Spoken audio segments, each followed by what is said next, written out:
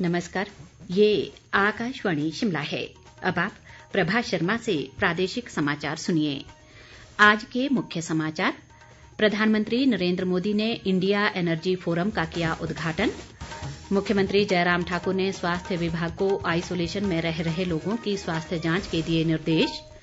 कृषि विधेयकों के बारे में किसानों को 2 लाख पत्रक बांटकर जागरूक करेगा भाजपा किसान मोर्चा। और लाहौल स्पीति जिले की ऊंची चोटियों पर हल्के हिमपात से ठंड बढ़ी, जमाव बिंदु से नीचे लुढ़का पारा। कोविड-19 महामारी के खिलाफ देश एकजुट होकर लड़ रहा है। आप भी हमारे साथ सुरक्षा और बचाव के 3 आसान एहतियाती उपायों का संकल्प लें।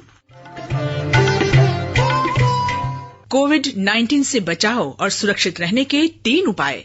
मास्क लगाएं, 2 गज दूरी है जरूरी, सुरक्षित दूरी रखें, हाथ और मुंह साफ रखें। प्रधानमंत्री नरेंद्र मोदी ने आज शाम इंडिया एनर्जी फोरम का उद्घाटन किया। इसका आयोजन नीति आयोग और पेट्रोलियम व प्राकृतिक गैस मंत्रालय द्वारा किया गया। इस अवसर पर प्रधानमंत्री ने प्रमुख गैस व तेल कंपनियों के 45 मुख्य कार्यकारी अधिकारियों से भी बातचीत की। इस अवसर पर प्रधानमंत्री ने कहा कि आने वाले समय में भारत अपने ऊर्जा के उपभोग को दोगुना करने वाला है और भारत ऊर्जा के एक बहुत बड़े उपभोक्ता के रूप में उभरेगा।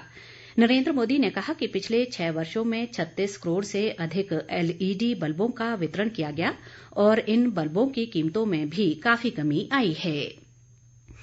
मुख्यमंत्री जयराम ठाकुर ने स्वास्थ्य विभाग को घर पर आइसोलेशन में रह रहे सभी लोगों की स्वास्थ्य जांच करने के निर्देश दिए हैं। शिमला में आज वीडियो कॉन्फ्रेंस के माध्यम से उपायुक्तों, पुलिस अधीक्षकों, मुख्य चिकित्सा अधिकारियों और मेडिकल कॉलेजों के प्रधानाचार्यों को संबोधित करते हुए उन्होंने कहा कि ये महसूस किया गया है कि घर में आइसोलेशन में रह रहे लोग उस समय अस्पताल जाते हैं जब उनकी तबीयत खराब हो जाती है।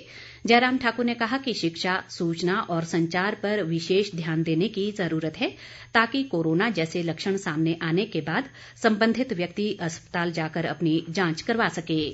पेशेंट एडमिट है, उनका इलाज ठीक प्रकार से हो। बहुत सारे मरीज ऐसे हैं जो आदमी चल नहीं सकता है, तो उस स्थिति में उस पेशेंट को हम किस प्रकार से बेहतर कर सकते हैं, बेहतर सुविधा दे सकते हैं, कम से कम उसको खाना खिला सकते हैं, उसके लिए पानी पिला सकते हैं, उसको दवाई जो समय पर देनी है उस दवाई को उसको दिया जा सके। ये बहुत आवश्यक चीजें हैं। उसमें मेरा आप सबसे निवेदन है कि विशेष तौर से उस पर हम ज्यादा फोकस करें। जयराम ठाकुर ने कहा कि केंद्र सरकार के मास्क अप अभियान को सफल बनाने के लिए विशेष प्रयास करने की जरूरत है। उन्होंने वरिष्ठ चिकित्सकों को अस्पतालों में दाखिल कोरोना मरीजों से मिलने को कहा ताकि उनके अंदर सुरक्षा की भावना पैदा हो। मुख्यमंत्री ने अधिकारियों को कोरोना देखभाल केंद्रों में भर्ती रोगियों को गर्म पानी और पौष्टिक भोजन उपलब्ध करवाने के निर्देश दिए। स्वास्थ्य मंत्री राजीव सैजल ने भी वीडियो कॉन्फ्रेंस में भाग लिया। शिक्षा मंत्री गोविंद ठाकुर ने आज कुल्लू में देव समाज कारदार संघ की बैठक की अध्यक्षता की। उन्होंने कहा कि समाज को जोड़ने का संस्कृति एक सशक्त माध्यम है और मेले व त्योहार इसमें महत्वपूर्ण भूमिका निभाते हैं। उन्होंने संस्कृति के संवर्धन व संरक्षण के लिए मिलजुल कर प्रयास करने का आह्वान किया। बैठक में देव समाज से संबंधित विभिन्न मुद्दों पर चर्चा की गई।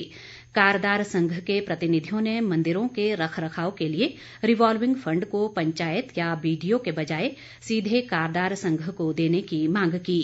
गोविंद ठाकुर ने कहा कि कारदार संघ की सभी मांगों पर चर्चा के लिए अगले महीने शिमला में बैठक होगी। सामाजिक न्याय व अधिकारिता मंत्री सरवीण चौधरी ने कांगड़ा जिले के खड़ीबही में सामुदायिक भवन का उद्घाटन किया।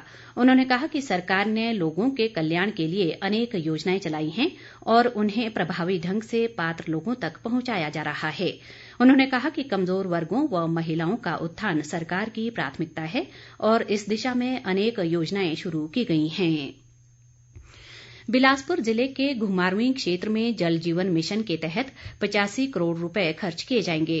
खाद्य आपूर्ति मंत्री राजेंद्र गर्ग ने आज चैखणाधार में पेयजल योजना के भूमि पूजन के अवसर पर बताया कि हर घर में नल के माध्यम से पेयजल पहुंचाना सरकार की प्राथमिकता है। राजेंद्र गर्ग ने कहा कि छदोह गांव में 3,32,000 लीटर क्षमता का जल भंडारण टैंक बनाया जाएगा। उद्योग मंत्री बिक्रम ठाकुर ने पूर्व सांसद राजन सुशांत पर निजी स्वार्थों के लिए राज्य सरकार के खिलाफ भ्रामक व झूठी बयानबाजी करने का आरोप लगाया है। शिमला से जारी एक बयान में उन्होंने कहा कि राज्य सरकार पूरी ईमानदारी से लोगों के कल्याण के लिए काम कर रही है और कई योजनाओं को राष्ट्रीय स्तर पर भी सराहा गया है। बिक्रम ठाकुर ने राजन सुशांत पर अवसरवादी होने का आरोप भी लगाया। संसद में हाल ही में पारित कृषि सुधार विधेयकों के बारे में किसानों को जागरूक करने के लिए प्रदेश भाजपा किसान मोर्चा राज्य भर में 2 लाख पत्रक बांटेगा। चंबा में आज एक पत्रकार वार्ता में किसान मोर्चा के प्रदेशाध्यक्ष राकेश शर्मा ने कहा कि इस दौरान किसानों के हस्ताक्षर करवाकर इन विधेयकों को पारित करवाने के लिए प्रधानमंत्री नरेंद्र मोदी का धन्यवाद किया जाएगा। उन्होंने कहा कि इन विधेयकों से कृषि क्षेत्र में क्रांति आएगी और किसानों को लाभ होगा। प्रदेश में कोरोना संक्रमितों की संख्या बढ़कर 20,422 हो गई है। राज्य में आज अभी तक कोरोना के 52 नए मामले आए हैं, जबकि अभी तक 89 लोगों ने कोरोना से जंग जीती है। शिमला जिले में 28, बिलासपुर व सोलन में 6-6, कांगड़ा में 5, ऊना में 3 और चंबा व किन्नौर जिले में आज 2-2 नए मामले आए हैं। प्रदेश में इस समय कोरोना के 2,450 सक्रिय मामले हैं, जबकि 17,657 लोग उपचार के बाद ठीक हो गए हैं। प्रदेश में अब तक कोरोना से 288 लोगों की मौत हो चुकी है। कांग्रेस पार्टी ने रविवार के दिन ग्रामीण क्षेत्रों में राज्य परिवहन निगम की बसें न चलाने पर ऐतराज जताया है।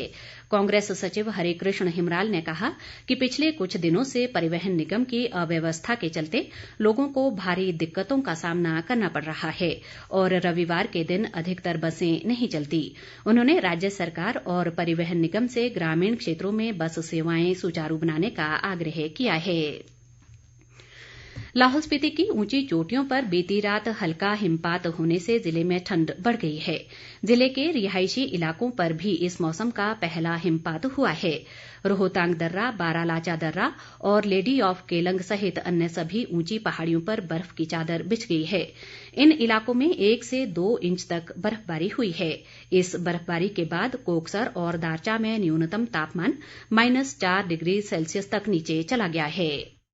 कम से कम 2-3 इंच बर्फ पड़ी होगी, तो टेम्परेचर भी रात को माइनस से नीचे गया हुआ, माइनस में गया हुआ है और ठंड बहुत बढ़ गई। ऊंची चोटियों पर हिमपात होने की वजह से शीतलहर का प्रकोप बढ़ गया, लेकिन आज धूप खिलने की वजह से ठंड से काफी राहत जो लोगों को मिल गई है। राज्य के अन्य भागों में भी सुबह शाम के तापमान में लगातार गिरावट जारी है। मंडी जिले में सराज क्षेत्र के स्पेणीधार में जल्द ही पैराग्लाइडिंग शुरू होगी। वन विभाग की तकनीकी समिति ने स्पेणीधार को पैराग्लाइडिंग के लिए उपयुक्त पाया है और बीड़ बिलिंग की तरह यहां भी साहसिक गतिविधियां शुरू होंगी। पर्यटन व नागरिक उड्डयन विभाग के उपनिदेशक पंकज शर्मा ने मंडी में बताया कि अब ये मामला मंजूरी के लिए सरकार को भेजा गया है।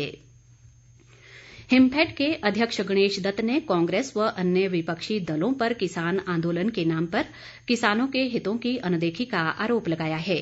उन्होंने कहा कि कांग्रेस पार्टी द्वारा किसानों को रेल पटरियों पर बिठाकर रेल मार्ग बाधित करवाया जा रहा है, जिससे हिमाचल सहित अन्य राज्यों में खाद की कमी सामने आ रही है। गणेश दत्त ने कहा कि खाद की खेप बीच रास्तों में ही रुकी हुई है। प्रदेश कांग्रेस पार्टी ने केंद्र व राज्य सरकार से सब्जियों की बढ़ती कीमतों पर अंकुश लगाने की मांग की है। पार्टी के मानवाधिकार प्रकोष्ठ के अध्यक्ष संजय चौहान ने कहा कि पिछले कुछ दिनों से प्याज, आलू और टमाटर की कीमतों में काफी वृद्धि हुई है, जिससे गरीब तबके के लोग प्रभावित हुए हैं। उन्होंने कहा कि खाद्य वस्तुओं की बढ़ती कीमतों पर रोक लगाने के लिए प्रभावी कदम उठाए जाने चाहिए। अंत में मुख्य समाचार एक बार फिर। प्रधानमंत्री नरेंद्र मोदी ने इंडिया एनर्जी फोरम का किया उद्घाटन। मुख्यमंत्री जयराम ठाकुर ने स्वास्थ्य विभाग को आइसोलेशन में रह रहे लोगों की स्वास्थ्य जांच के दिए निर्देश। कृषि विधेयकों के बारे में किसानों को 2 लाख पत्रक बांटकर जागरूक करेगा भाजपा किसान मोर्चा। और लाहौल स्पीति जिले की ऊंची चोटियों पर हल्के हिमपात से ठंड बढ़ी, जमाव बिंदु से नीचे लुढ़का पारा। इसी के साथ ये समाचार बुलेटिन समाप्त हुआ। नमस्कार।